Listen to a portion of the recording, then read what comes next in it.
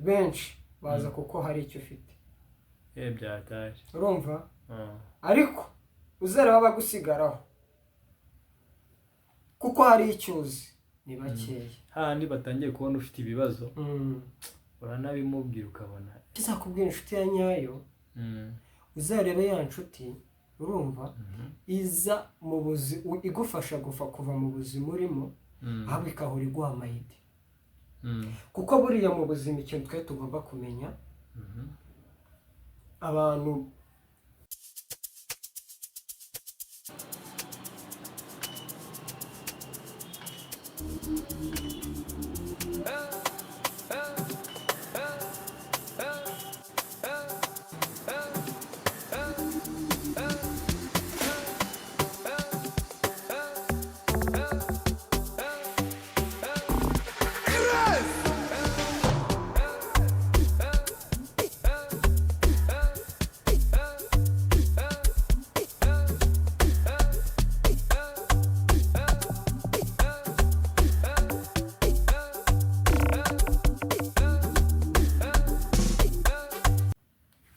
Trustan yo what's up man ikivugo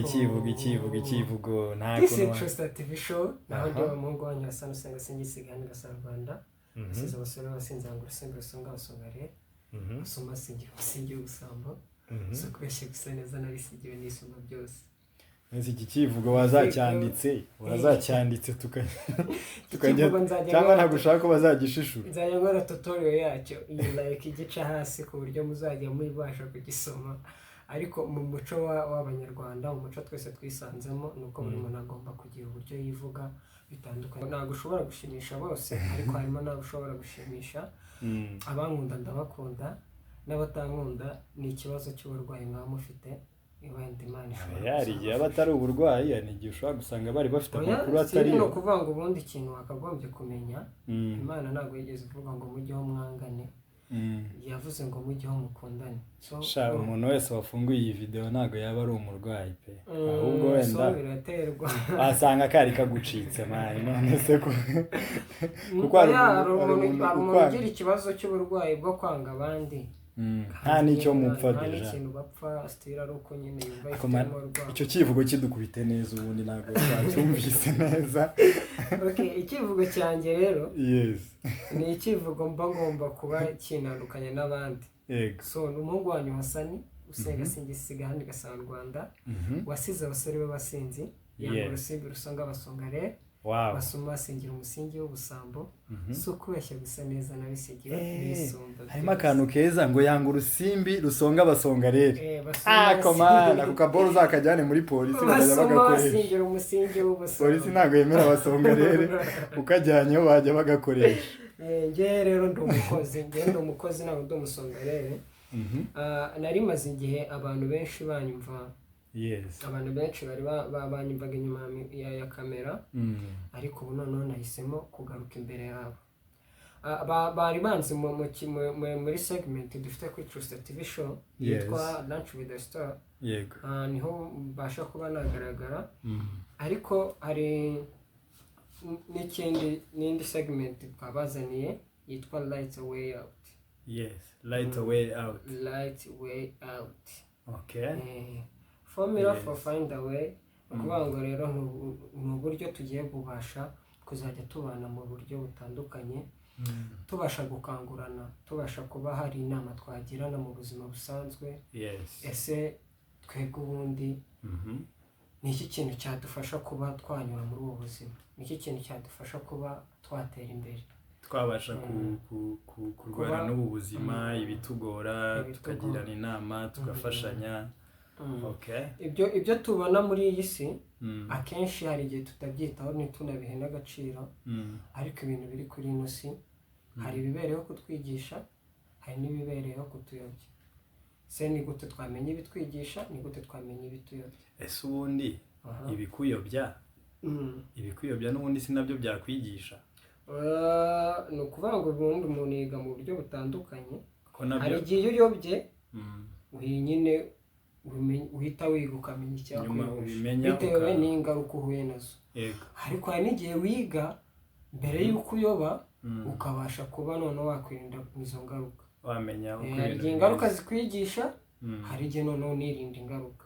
Hari n'ibintu ngewe nkunganiye, hari n'ibintu twirengagiza iyo abantu babonye umuntu waguye mu ikosa bihutira gupostinga no kumuseka cyane no kumurwamenyo, ariko bo ntibige isomo bakuyemo ku buryo umuntu ashobora kuvuga ati okay, no kwigira ku makosa y'abandi birashoboka ariko utagiye kubanyega, sibyo?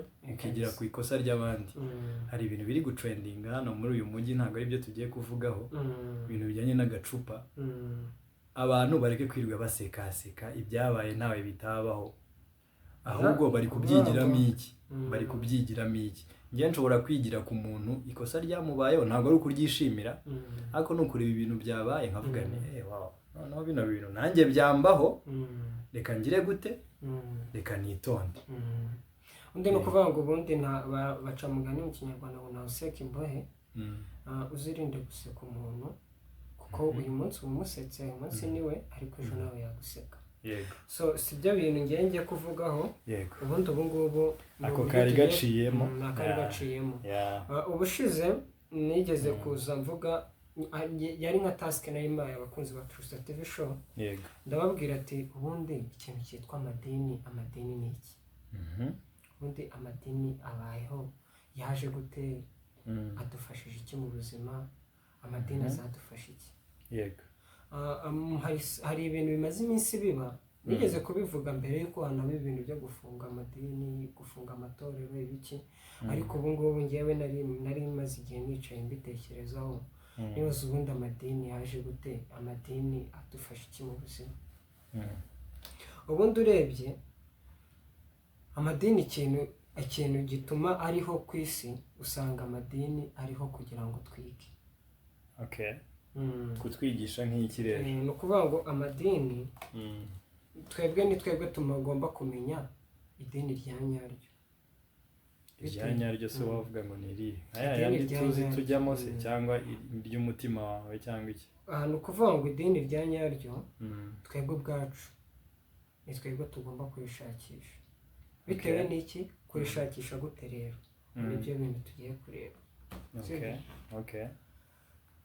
Ubundi Imana yafashe buri muntu imuha umutwe, ishyiramo n'ubwenge.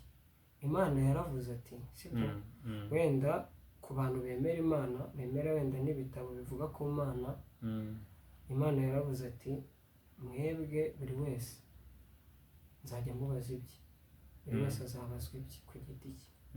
Se koko nimba uzi yuko uzabazwa ibyawe, hari undi muntu uzajya kuvuga ngo uriya niwe wambwiye biriya, ngo uriya niwe wambwiye ngo nkore bino, nuri uzajya kubwira ngo uriya niwe wambwiye, nawe azaba ari kubazwa ibye, azaba ari kurwana n'ibye. So nashakaga yuko twebwe dushaka, bibaye byiza nyine ku isi tu, buri muntu yakoresha mu mutwe we, buri muntu yakoresha ubwenge bwe, buri muntu yakoresha mu mutima we, umuntu yakoresha nyine we ku giti cye, kuko uzanabazwa ibyawe, akabikoresha ahitamo idini, wowe hitamo icyo ari cyo cyose. Njye sindi no gufokasinga ku madini cyane, wenda impamvu z'amadini ni uko amadini ari ikintu abantu benshi duhuriyeho. Ese ubundi idini n'iyobokamana bitandukaniye hehe?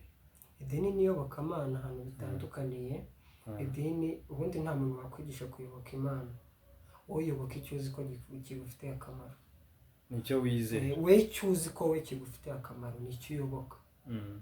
Kuko ni nayo mpamvu habaho amatora yo gutora umukuru w'igihugu, cyangwa n'amatora yandi muri rusange. Ni nayo mpamvu ugenda ahantu hawe mu cyumba cya wenyine ugatora wowe uwawe ku giti cyawe.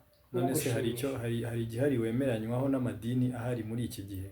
Njye ikintu ubu ngubu, cyangwa hari ibyo mutemeranywa ushobora kuvuga uti ariko buri muntu yakaba yareba muri ubu buryo, ariko ku buryo buri muntu agira amahitamo ye, ariko kuko abenshi iyo tuvuze idini, hari ukuntu umuntu ahita yumva ngo urusengero runaka bariya ngo baratwika basenga neza, ngo na hariya gutya na hariya gutya, umuntu akabyumva muri ayo mazina y'insengero,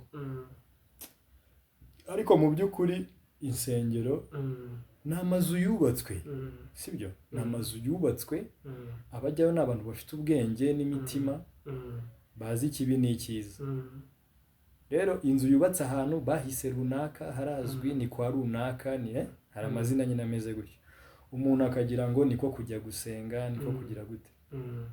Ni ibiki wemeranywa n'ibihari ubu ngubu, ni ibiki utemeranywa nabyo, cyangwa se wowe ubyumva gute nyine bijyanye n'uko wari utangiye kutubwira ko ndi kubariza abantu abakunzi ba True Star TV show bamenye ko nubwo waba uri kutubwira ariko harimo n'ibyo nabo baba bumva bashaka gusobanukirwa bimwe na bimwe umuntu yagenda nyine acishamo akababariza. ni ukuvuga ngo ubundi amadini hari ayashyiriweho ku isi kutuyobya, hari n'ayashyiriweho ku isi kugira ngo tubashe kuba twayayoboka, hari ay'ukuri.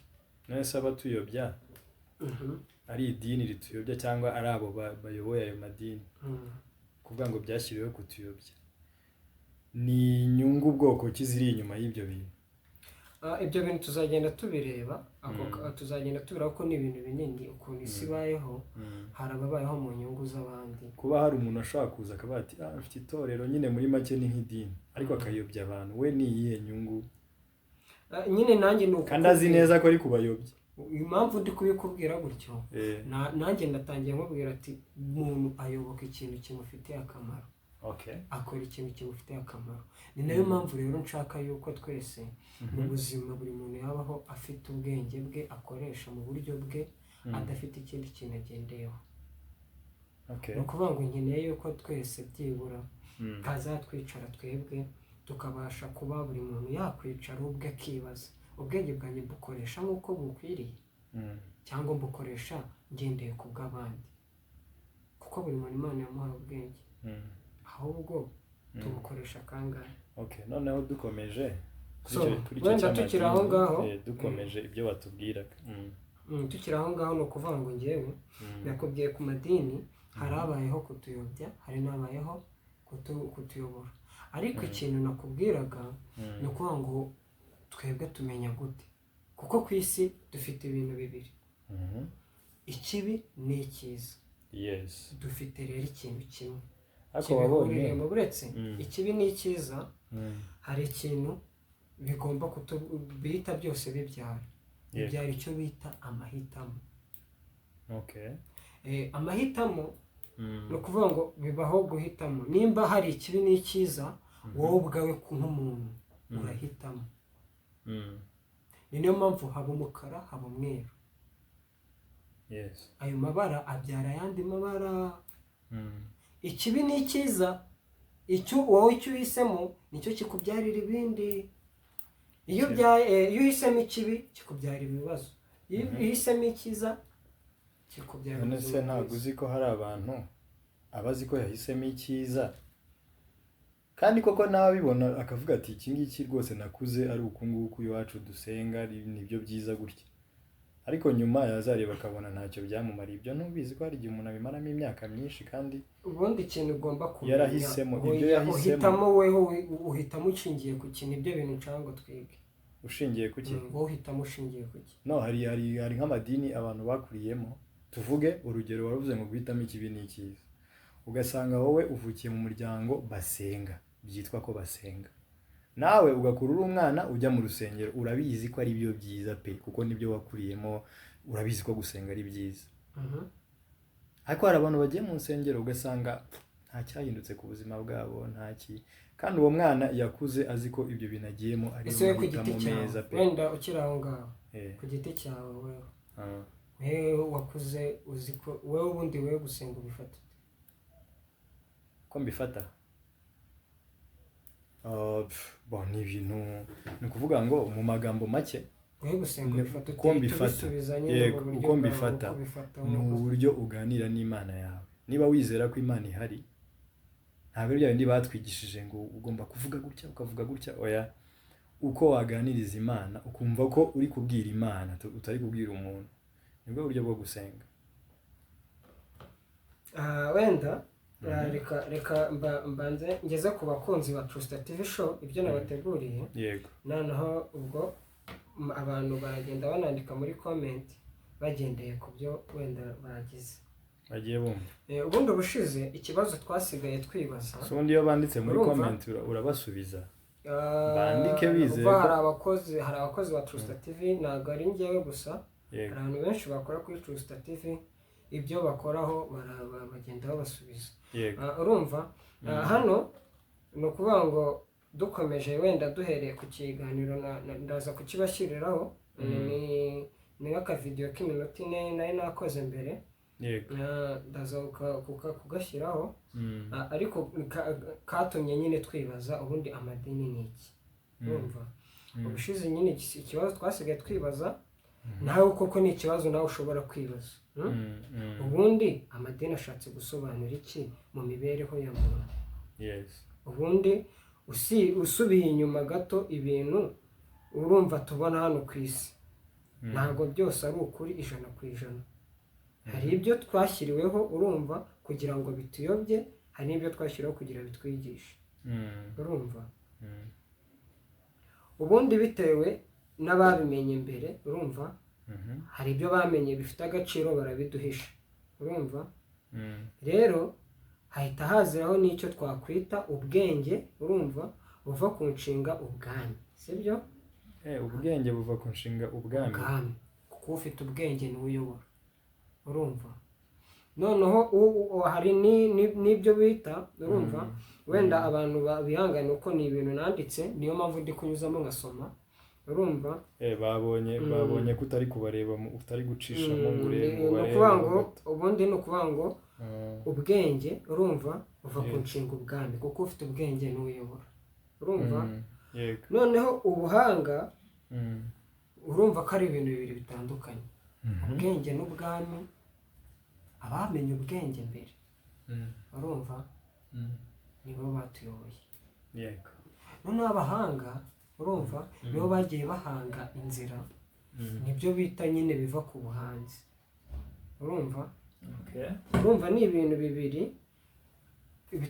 bijya gusa, urumva kuko ubwenge n'ubuhanga biratandukanye, ariko ni ibintu bibiri bisa. Kuko ubuhanga, urumva buva mu guhanga, urumva buva mu buhinzi, buva mu kuvuga ngo mu buhigi. Urumva ubuhanga bugufasha guhiga ubuzima bwo ku isi. Urumva kuko umuntu hari igihe aba ari umuhanga mu kubeshya kabisa. Ese ayo magambo kuyavuga gutyo wagira ngo kimwe gisobanuye ikindi, kandi wenda ntekereza ko byaba atari by'100%, si uko bijya kuba bivugitse kimwe. Ubuhanga buva mu buhigi, oya, ni ukuvuga ngo ubwenge, urwango ni ukuvuga ngo hari incanga. Umuntu uhiga ni umuntu ufite ubwenge cyane, umuntu w'umuhanga mu guhiga.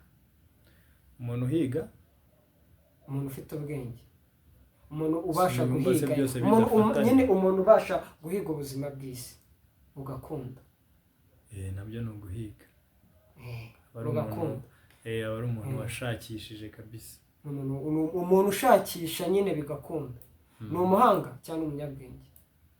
Byose ko byuzuzanya, ubwenge n'ubuhanga nyine buruzuzanya. Nanjye nakubwiye ati hari ibintu byaremwe n'abantu, sibyo? Hari n'ibyaremwe n'Imana. Hari ubwenge nyine karemano. Dore ikintu ahantu bihurira n'amadini ni iki, sibyo? Ni ukuvuga ngo ubundi hari ikintu twahawe n'Imana, hari n'icyo twahawe n'umuntu. Urumva impamvu navuze guhiga? Urumva ndagira ngo nkumvishe yuko hari umwuga, hari impano. Umwuga n'impano. Hari umwuga, hari impano. Umwuga uwuhabwa n'umuntu kuko uriga, noneho impano ihabwa n'Imana. Ibyo bintu rero harimo ikintu kizatsinda ikindi hagati y'umwuga, hagati y'Imana n'umwuga. Wowe icyo uzahitamo nicyo kizagutunga. Ibyo bintu ndi kubariza abakurikiye True Star TV show, impano n'umwuga, ibyo bintu urumva ahubwo bitakuzuzanya? Ariko kucyumva ko ikintu hari kirimo, hari ikiruta ikindi. Ntekereza ko umuntu ufite impano akeneye kujya kwiga kugira ngo arusheho kuyikora neza. nk'umuntu ufite impano yo kuririmba ajya kwiga muziki ishuri ry'umuziki kugira ngo abizamure. Wongere reka nkubaze sibyo? Njyewe ndabizi neza yuko ubundi ikiremwa muntu nicyo cyangije isi, kandi nacyo gifite n'ubushobozi bwo kuyigira nziza. Ni nacyo gifite ubushobozi bwo kuyigira nziza. Nimba ngiye twamaze kumenya yuko hari iby'abantu b'abanyabwenge bamenye mbere bakabihisha abandi, kugira ngo babashe kwikubira babibyaze umusaruro. Ubwo si uhita wumva ko umuntu yahindutse mubi akigera ku isi? Babona igihari ni uko ikiremwa muntu yewe ntabwo navuga ngo cyabaye kibi, ahubwo ikiremwa muntu cyagize ubwenge bwinshi bwo kwirwanaho bituma birenga kamere. Bituma umuntu kwa kugira bwa bwenge bwinshi, kwinovating ibintu bishyashya, hazamo no kwirwanaho n'ibiki, umuntu atangira kwishakira protection, akumva ko yanakora n'ikintu kibi kugira ngo agire ikintu ageraho cyangwa se akureho umuntu, ibintu nk'ibyo. Ariko inyamaswa kubera ko tutazirusha ubwenge bwinshi, zo zifite ukuntu zibana, iyo zumvikana zibana atari zimwe zihigana, usanga zibanye neza cyane kurusha n'abantu. Ubundi nashaka kukumvisha yuko nyine urumva ko nawe wisugira ibibazo mu muri weho, ukahita ubona yuko uremera ko nyine mu buzima hari ibintu twahishwe se? Akaba ari nde wabiduhishe? Nyine umuntu mugenzi wawe niwe uguhishe. Niba afite nk'ibintu muteje imbere ntabisharinge. Turebe mu buzima busanzwe, umuntu ubwe mu buzima busanzwe, yego, inshuti zawe zibasha byibura kuvuga ikibazo nk'uko nawe ucyumva, zibasha guhangarikira ikibazo wowe ufite muri wowe n'izindi. Bro, ni mbarwa, uzi ko hari n'igihe wabura n'imwe cyane. So ndashaka kukumvisha yuko rero inshuti dufite, urumva, inshuti yawe wowe wita ko ari inshuti, urebye neza usanga atari inshuti yawe. Cyane. Hari umuntu uza kubera inyungu agukeneyeho, hari umuntu uza kubera ubushobozi akubonamo, urumva, hari umuntu uza kubera ko hari icyo agushakaho, yamara kukibona akagenda.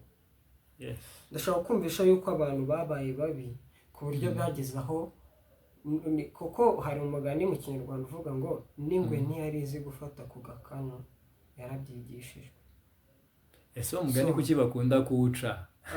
Ingwe yabyigishijwe nandi ibyo bintu. Nyine ibyo biba bishatse kukumvisha yuko umuntu atari mubi, yagizwe n'undi mugenzi we mubi. Kuko abantu mbere amahirwe yo kumenya, yo kubona ibintu tubona hano ku isi, njye nkabasha, kuko ikintu mbonye cyose njye mbasha kwiga impamvu yacyo nyibonye, kiri kunyigisha iki cyangwa kiri kunyobya gute. Ikizakubwira rero inshuti ya nyayo, wowe uzareba inshuti zikureba, urumva, ireba ibyo utunze, ireba kuko ireba nyine yuko iyo ireba ibigaragarira amaso, iyo ngiyo ntabwo ari inshuti. None ikizakubwira inshuti ya nyayo, uzareba ya nshuti, urumva, iza mu buzima, igufasha kuva mu buzima urimo, ahubwo ikahora iguha amayidi. Kuko buriya mu buzima ikintu twe tugomba kumenya, abantu benshi baza kuko hari icyo ufite, urumva, ariko uzareba bagusigaraho kuko hari icyo uzi, ni bakeya. Handi batangiye kubona ufite ibibazo, uranabimubwira ukabona kugira ati sha yangane n'iki, si ubona nyine akuvuye imbere, bitubura umuntu. Urumva nk'ubu ngubu njye mfite inshuti nyinshi zaje zinyigiraho, inshuti nziza, nyuma y'iminota nzanabavuga kugira batazagira abandi bahemukira.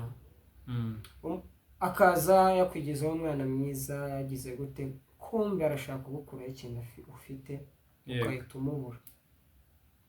Ndabafite benshi kabisa, benshi mu buzima. Ari nayo mpamvu nagiye ngira uburyo ntangira kugenda ngabanya ku buryo ushobora no kumuhamagara telefone ntanayifate.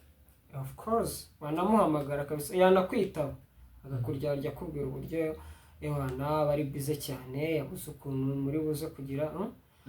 Rero icyo nashaka kukubwira, ntuzagire umuntu n'umwe ukenera ubushuti cyangwa ukeneraho ubufasha utazi neza yuko uwo muntu aha agaciro ubuzima bwawe. Ubuzima bwawe nshatse kuvuga ni iki? Ni ubuzima ubayemo bugufasha kuba ejo wabyuka uri muzima, ukabona ni umuntu ushaka gukontributinga ku buzima bwawe. Si ngombwa ngo abe ari amafaranga, ariko niba umuntu ukuri hafi. burangiye aho kugira ngo ube amafaranga nde buryo uyu munsi urumva agashira, njyewe wampa ibitekerezo bimfasha kubona amafaranga azamfasha kuba hejuru. Muri iyi minsi n'abantu nta bitekerezo, uzi ko abenshi abo ngabo wumva ko nta bitekerezo rero abenshi yaguhamagara yifitiye igitekerezo cyo kuvuga ngo mujye kureba match, mujye mu mayoga, nta kindi gitekerezo. Abo ngabo rero uba nashaka kukubwira yuko ugenda ubagabanya mu buzima bwawe tu, ugenda ugabanya inshuti zitagufitiye akamaro. Ngira ngo namaze kuguha formule y'uburyo umenya inshuti ya nyayo n'itari ya nyayo.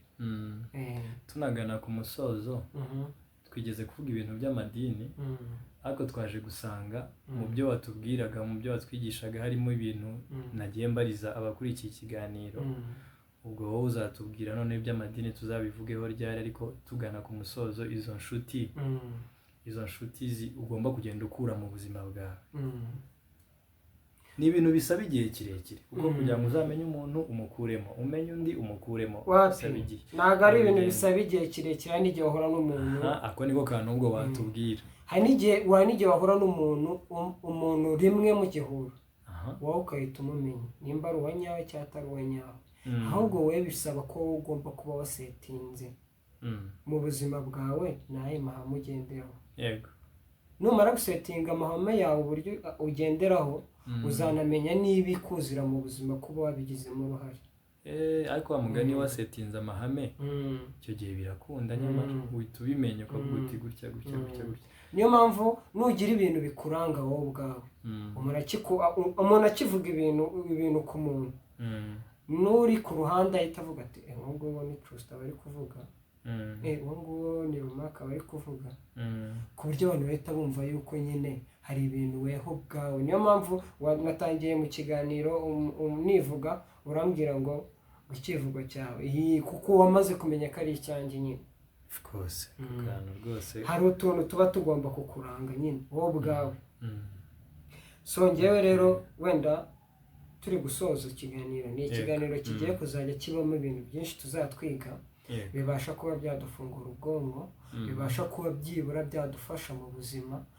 Kuko ndashaka yuko tuzatuza kuri ino televiziyo buri muntu urimo wese akaba afite ikintu yashobora gukuramo cyamufasha mu buzima busanzwe.